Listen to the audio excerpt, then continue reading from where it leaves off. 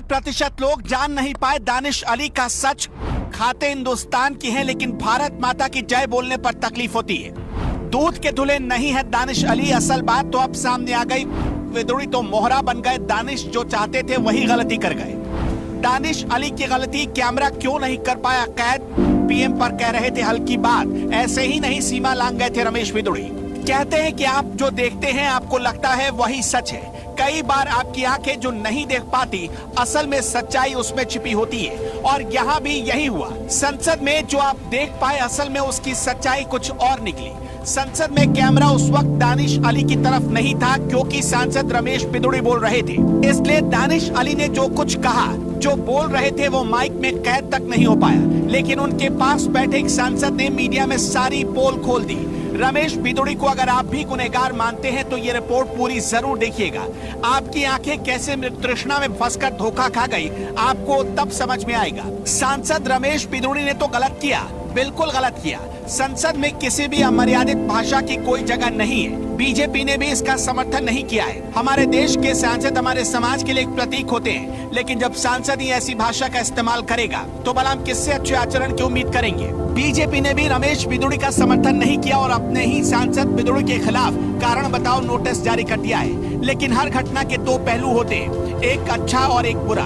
आपने वो तो जरूर सुना होगा कि ताली कभी एक हाथ से नहीं बजती। आपने वो तो देख लिया जो आपको दिखाया गया, लेकिन जो कैमरे के पीछे बातें हुई वो आप देख नहीं पाए। वो क्या बातें थी ये हम आपको बताएंगे, लेकिन उससे पहले विद ड्यू रिस्पेक्ट कुछ सवाल करना चाहते हैं हम आपसे, और हम चाहते हैं कि आप सब लोग अपना जवाब हमें जरूर बताइएगा।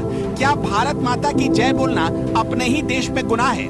क्या भारत माता की जय बोलने पर किसी एमएलसी का कॉलर पकड़ा जा सकता है? अगर गुनाह नहीं है भारत माता की जय बोलना, तो फिर उस दिन जब अमरोहा में कार्यक्रम चल रहा था, प्रधानमंत्री नरेंद्र मोदी स्टेशन का उद्घाटन कर रहे थे, तब उस कार्यक्रम के दौरान बीजेपी के शिक्षक विधायक डॉक्टर हरि सिंह ढिल्लों ने जैसे ही भारत माता की जय का नारा लगाया तो दानिश अली क्यों भड़क गए? आखिर क्यों भारत माता की जय बोलना दानिश अली को पसंद नहीं आया? और इतना पसंद नहीं आया कि बीजेपी एमएलसी से हाथापाई करने तक चले गए और माइक स्टैंड पर माइक छीनने लगे। आप खुद सोच कर देखिए कि ऐसा विधायक ने क्या कह दिया था। सिर्फ भारत माता की जय का नारा ही तो लगाया था, किसी की मुखालफत नहीं कर रहे थे, किसी का विरोध नहीं हो रहा था, फिर भी दानिश अली को क्यों बुरा लग गया? आगे आप खुद ही समझदार हैं। और ये राहुल गांधी मोहब्बत की कैसी दुकान चलाते हैं भाई?